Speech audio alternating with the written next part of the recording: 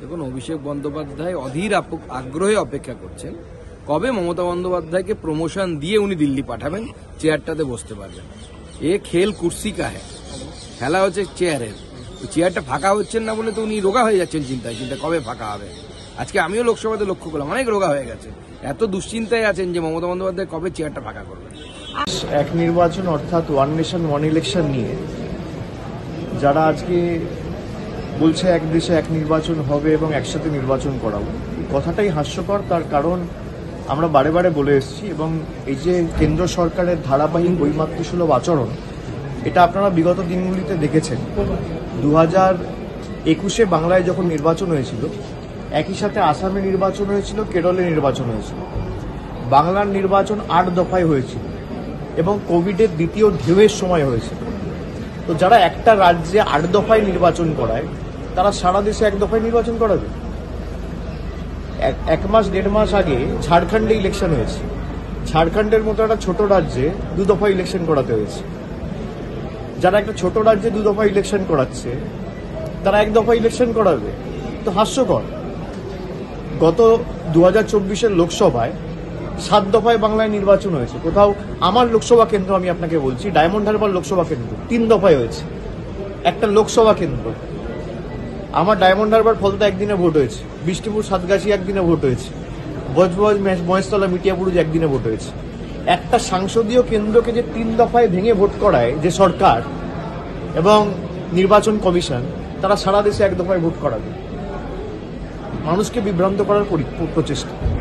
আর 1 দফা একদিন one nation one election কেন? মানুষ যদি 2 বছর অন্তর অন্তর নিজের ভোটাধিকার প্রয়োগ করতে পারে, তাহলে কেন্দ্র সরকার চাপে থাকবে।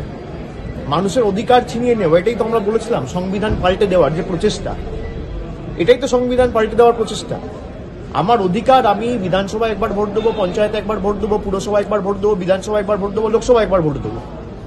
আমার 5 বছরে 6 বার ভোট দেওয়ার অধিকার, সেটা আপনি কেড়ে নেবেন, দিয়ে বলবেন 1বার ভোট দেবো। এটা হয় নাকি? সরকার তো পাহারাদার।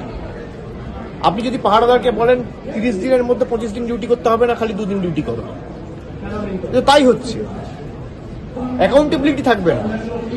মানুষ তো অ্যাকাউন্টেবিলিটি চায় যে আমি, ধরুন বাংলার ক্ষেত্রে 2021 থেকে 2026, 2021-এ মানুষ ভোট দিয়েছে, 2022-এ ভোট দিয়েছে পুরসভায়, 2023-এ ভোট দিয়েছে পঞ্চায়েতে, 24-এ লোকসভা হয়েছে, 24-25-এ আবার একাধিক বিধানসভা উপনির্বাচন হয়েছে, আবার 26-এ বিধানসভা নির্বাচন। মানুষ 5 বছরে 6 বার ভোট দেওয়ার অধিকার পাচ্ছে। সেখান থেকে কেন্দ্রের বিজেপি সরকার বলছে না, এই ক্ষমতা আমরা কেড়ে নেব। অর্ডিন্যান্স করে যেমন দিল্লি সরকারের ক্ষমতা কুক্ষিগত করেছে, ঠিক একইভাবে এই বিলের মাধ্যমে দেশের 140 কোটি মানুষের ক্ষমতা কুক্ষিগত করে নিজের হাতে রাখে। এরপর বলবে one nation one political party, one nation one leader. সংবিধান পাল্টাবে। আমরা যতদিন আছি এগুলো হতে দেবো, ওরা হাজার চেষ্টা করবে।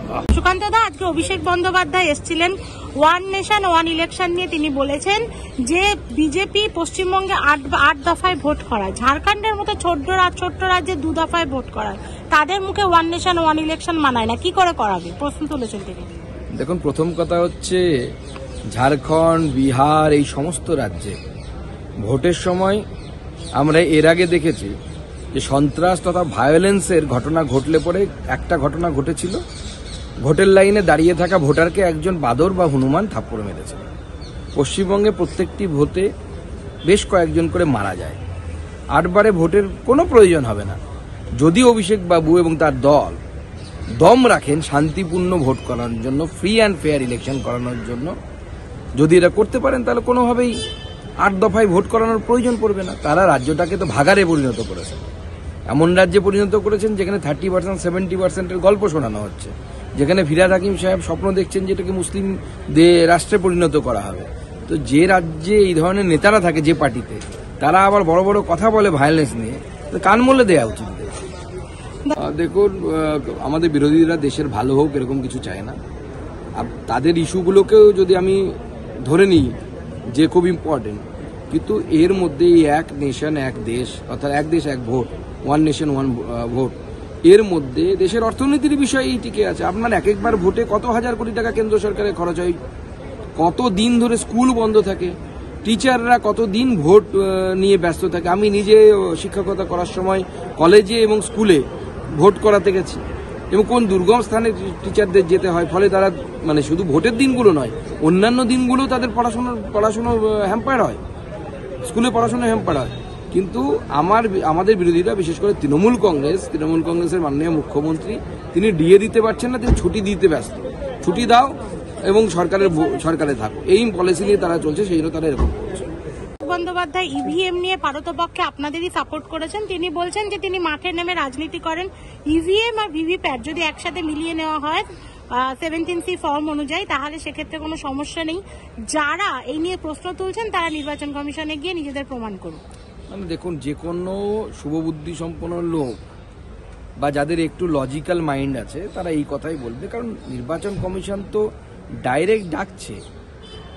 3 দিন ধরে নির্বাচন কমিশন অপেক্ষা করেছিল যে আপনারা আসুন, দেখুন, দেখিয়ে দিন কিভাবে ট্যাম্পার করা যায়। খোলা চ্যালেঞ্জ ছিল, কেউ অ্যাকসেপ্ট করেনি। আপনি জনগণকে কতদিন মিথ্যে বানিয়ে বলবেন? স্বাভাবিক একসময় জনগণ রিপারকেশন হবে। যেখানে আপনারা জিতে যাচ্ছেন সেখানে ইভিএম ঠিক, আর যেখানে আপনারা হেরে যাচ্ছেন বলছেন ইভিএম খারাপ। দুরকম বা ডবল স্ট্যান্ডার্ড তো হতে পারে না। দাদা, শেষ পর্যন্ত নেতৃত্ব নিয়ে আজকে ফের একবার মমতা বন্দ্যোপাধ্যায়ের পক্ষে সওয়াল করেছেন অভিষেক। কংগ্রেসের সাথে ক্রমশ দূরত্ব বাড়ছে, একদিকে ইভিএম নিয়ে তিনি কথা বলছেন, আবার মমতা বন্দ্যোপাধ্যায় এই মুহূর্তে সবথেকে বরিষ্ঠ নেত্রী, এই কথাও তিনি বলছেন। আবার আপনাদেরও ঠুকছেন, বলছেন ওদের স্ট্রাইক রেট আপনাদের থেকে অনেক বেটার। দেখুন, অভিষেক বন্দ্যোপাধ্যায় অধীর আগ্রহে অপেক্ষা করছেন কবে মমতা বন্দ্যোপাধ্যায়কে প্রমোশন দিয়ে উনি দিল্লি পাঠাবেন, চেয়ারটাতে বসতে পারবেন। এ খেল কুর্সি কা হ্যায়, খেলা হচ্ছে চেয়ারের। চেয়ারটা ফাঁকা হচ্ছেন না বলে তো উনি রোগা হয়ে যাচ্ছেন চিন্তায় কবে ফাঁকা হবে। আজকে আমিও লোকসভাতে লক্ষ্য করলাম অনেক রোগা হয়ে গেছে, এত দুশ্চিন্তায় আছেন যে মমতা বন্দ্যোপাধ্যায় কবে চেয়ারটা ফাঁকা করবেন।